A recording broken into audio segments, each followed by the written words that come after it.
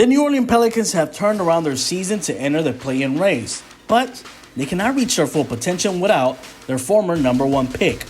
Since being drafted by the Pelicans 3 years ago, he had entered the league on full alert, and his highlights were supposed to be show-stopping and in demand that networks would be reshuffling their future schedules to accommodate him and all of his fabulousness. Zion Williamson was supposed to be the saving number one overall pick. Williamson was going to take the generational handoff from LeBron James and become the NBA's next big thing.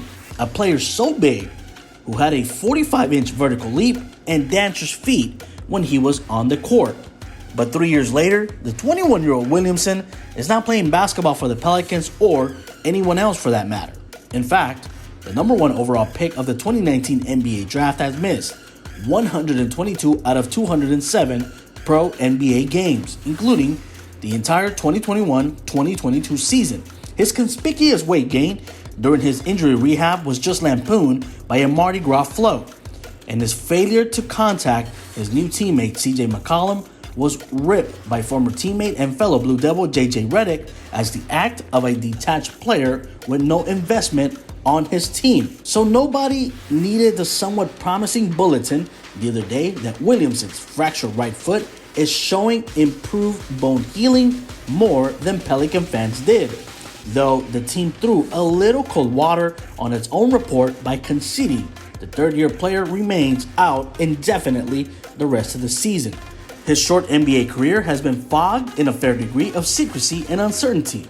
That's what makes his case so perplexing.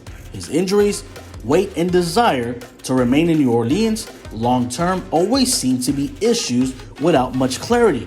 It doesn't help that Williamson hasn't spoken publicly in almost a year, and the front office likewise stays mum for the most part, and his camp doesn't offer much more clues either.